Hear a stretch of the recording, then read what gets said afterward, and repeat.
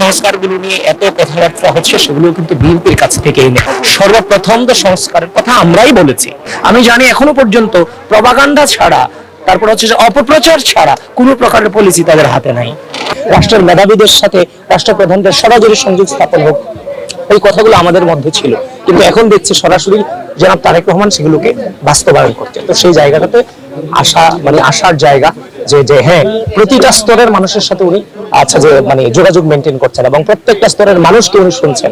সামনের বাংলাদেশ শ্রদ্ধা স্নেহের সমন্বয়ে যে রাজনৈতিক সংস্কৃতি, গণতান্ত্রিক মূল্যবোধ এবং নৈতিকতা শূন্যের কোটায় নেমে গেছিল, সেটা আবারও বাংলাদেশে ফিরে আসবে জনাব তারেক রহমানের হাত ধরে। আজকে দেখলাম ঢাকা 17 আসনের যে এমপি পদপ্রার্থী জামাত ইসলামের, সে হেলথ কার্ড দিয়ে বেড়াচ্ছে প্রত্যেক ঘরে ঘরে। যে সংস্কারগুলো নিয়ে এত কথাবার্তা হচ্ছে সেগুলো কিন্তু বিএনপির কাছ থেকেই নেই।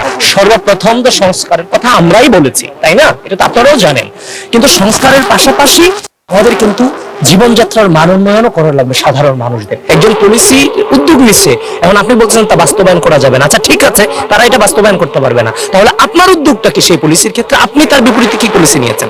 আমি ফ্যামিলি কার্ড নিয়েছি, তাহলে সে কোন কার্ড নিয়েছে? আমি কৃষক কার্ড নিয়েছি, উনি কি পলিসি নিয়ে এসেছে? আমি স্বাস্থ্যের কথা বলেছি, উনি কি পলিসি নিয়ে এসেছে? আমি পরিবেশের কথা বলেছি, উনি কি পলিসি নিয়ে এসেছে? আমি শিক্ষা ব্যবস্থায় সংস্কারের কথা বলেছি, শিক্ষা ব্যবস্থায় কি পলিসি নিয়ে এসেছে? তারপর হচ্ছে যে আপনার আমি ক্রীড়াকে পেশা হিসেবে মর্যাদা দিয়ে একটি ক্রীড়া ক্ষেত্রে আমি সংস্কার নিয়ে এসেছি, উনি কি নিয়ে এসেছে? সুতরাং এই জায়গা থেকে এই জনগণকে জানাতে হবে যে আমারটা যদি ভুল হয় তাহলে উনি কি পলিসি গ্রহণ করেছে, এটাও কিন্তু জনগণকে জানানো উচিত। আমি জানি এখনো পর্যন্ত প্রপাগান্ডা ছাড়া, তারপর হচ্ছে যে অপপ্রচার ছাড়া কোনো প্রকারের পলিসি তাদের হাতে নাই। আপনারা দেখতে পাচ্ছেন যে তারেক রহমান যখন স্পিচ দিচ্ছেন, উনি কিন্তু শুধু বক্তা হিসেবে সেখানে স্পিচ দিচ্ছেন না, উনি এক প্রকার শিক্ষকের ভূমিকায় যাচ্ছেন।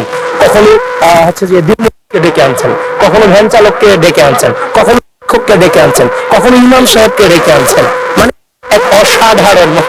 এতদিন যারা বলছে যে খেলা যে কোন লেভেলে চলছে, তো তারা হয়তো পারে নাই খেলা যে আসলে এটাকে ওনার যে অ্যাটিটিউড এবং ওনার যে উনি যেভাবে বক্তৃতাগুলো দিয়ে যাচ্ছেন, স্টেজ মঞ্চ কাঁপাচ্ছেন, এরা বুঝতে পারছেন না যে এটা কিভাবে সম্ভব হলো।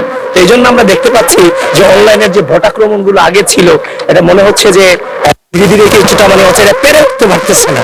দেশের নাম্বার 1 ট্রেডিং অ্যাপ ইউএফটি ফার্স্টে পাচ্ছেন ট্রেডিং এর সব সুবিধা, dual exchange access, company analysis, portfolio তৈরি করা সহ আরো অনেক ইউনিক ফিচারের সাথে ট্রেড করতে ডাউনলোড করুন এক্ষুনি।